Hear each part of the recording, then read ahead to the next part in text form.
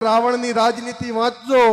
રાવણને જ્યારે માર્યા પછી રામે એમ કીધું હતું લક્ષ્મણને કે રાજનીતિ શીખવી હોય તો આપણે તો એમના સામે લડ્યા છો, પણ રાજનીતિ રાવણ પાસે શીખવી પડે। રાવણ પાસે સલાહ લઈ જાય અને લક્ષ્મણ ગયા અને રાવણને કીધું કે તમારી રાજનીતિ શીખવા આવ્યો છું। ત્યારે કીધું હતું કે મારા તો ઘણું બધું બાકી છે, પરંતુ હું જો રામના હાથે ના મરું તો સ્વર્ગમાં ના જઉં, એના માટે મેં સર્જન કર્યું હતું। પણ વિભીષણને જો તમારી પાસે ના મૂકું તો મારી લંકાની ગાદીમાં રામ રાજ કરતા હોત। એટલે મારી એ રાજનીતિ હતી કે મારા મોત પછી મારી લંકાની ગાદી ઉપર મારો માજ આવ્યો વિભીષણ બેહે, અને જેના કારણે મેં વિભીષણને મૂક્યો હતો। એટલે બધા રાવણ જેવું વિચારજો। રબ નામ પરમાત્મા ને યારી નામ દોસ્તી, પરમાત્માથી દોસ્તી કરે, દેવોથી દોસ્તી કરે, એનું નામ રબારી એવો ઉજળો સમાજ છે। શિવ ભગવાને જેને ઉત્પન્ન કર્યા હોય, જેના શિવના આપણા ઉપર હાથ હોય, એ પરંપરા હોય, જેના રત્ના રાયકાના વારસદાર હોઈએ, અમરદેવી દાસ પરબધામમાં જે જન્મ્યા હોય અને રબારી સમાજને ઉજળો કર્યો હોય, એવા સંતો મહંતો આ સમાજમાં જન્મી ગયા, એવી ઉજળી પરંપરાનો આ સમાજ હોય। કાળા મલી રોડનારી જનેતાના આપણે છોરું છીએ, એનું ગૌરવ હોવું જોઈએ આ સમાજને।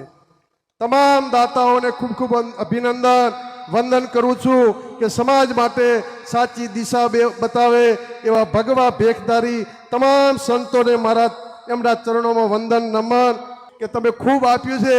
એટલે પણ માવજીભી હું માગવા વાળો છું, એટલે મને તમે આપ્યું એનો તમને અભિનંદન। પણ હજી આ સમાજને ભાડું છું ત્યારે એમ થાય છે હજી એ 2 વીઘા વધારે આ સમાજના ફાળાથી લો, એવી પણ આપને વિનંતી કરું છું કે આ જગ્યા ભવિષ્ય માટે નાની પડશે। એટલે ગોવાભાઈને બધાને વિનંતી ફરીથી 2 વીઘા બધા ભેગાથી લેજો, અને આ સમાજ તમારો કાયમી ઋણી રહેશે, એવી આગેવાનોને સૌને વિનંતી કરું છું।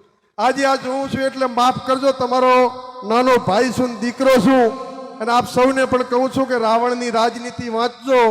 રાવણને જ્યારે માર્યા પછી રામે એમ કીધું હતું લક્ષ્મણને કે રાજનીતિ શીખવી હોય તો આપણે તો એમના સામે લડ્યા છો, પણ રાજનીતિ રાવણ પાસે શીખવી પડે। રાવણ પાસે સલાહ લઈ જાય અને લક્ષ્મણ ગયા અને રાવણને કીધું કે તમારી રાજનીતિ શીખવા આવ્યો છું। ત્યારે કીધું હતું કે મારા તો ઘણું બધું બાકી છે, પરંતુ હું જો રામના હાથે ના મરું તો સ્વર્ગમાં ના જઉં, એના માટે મેં સર્જન કર્યું હતું। પણ વિભીષણને જો તમારી પાસે ના મૂકું તો મારી લંકાની ગાદીમાં રામ રાજ કરતા હોત। એટલે મારી એ રાજનીતિ હતી કે મારા મોત પછી મારી લંકાની ગાદી ઉપર મારો માજ આવ્યો વિભીષણ બેહે, અને જેના કારણે મેં વિભીષણને મૂક્યો હતો। એટલે બધા રાવણ જેવું વિચારજો કે જ્યારે સત્તાની વાત આવે તે રબારીનો દીકરો બેહે। આપણા કદાચ કોઈ પતન કરવા આવતો હોય ને તો આપણી જગ્યાએ બીજો રબારી સેટ કરજો, એવી રાવણની રાજનીતિ આપ સૌ યુવાનો પણ વાંચજો, એવી વિનંતી કરું છું।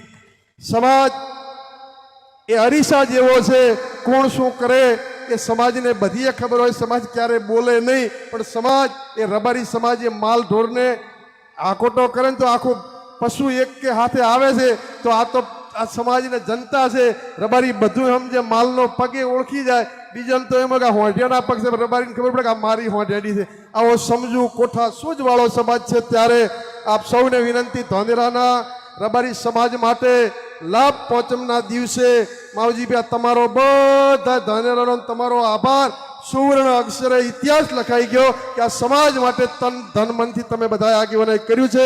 સમાજ કાયમી આ સમાજના આગેવાનોનો સૌનો ઋણી રહેશે। અને તાલુકે નરસિંહભાઈ કહેતા હતા એમ થરાદ વાવ ડીસામ તો બની ગયું, ધાનેરા બની ગયું, બીજા તાલુકામાં પણ બની જાય એવી તમામ સમાજોને આપને વિનંતી કરું છું। રમેશભાઈ દીઘડીને આવ્યા છે, અમદાવાદવાળા તો કાયમી ભગવાને આપ્યું છે તમને, એટલે આ બાજુ અમારે થોડીક હુકી ધરતી છે અને મન મેલીને અમદાવાદવાળા પણ વરહતો, એવી પ્રાર્થના કરું છું। આજે તો સંતો મહંતોએ પણ મન મૂકીને વર્યા છે, એટલે આપ સૌનો ખૂબ ખૂબ હૃદયથી આભાર।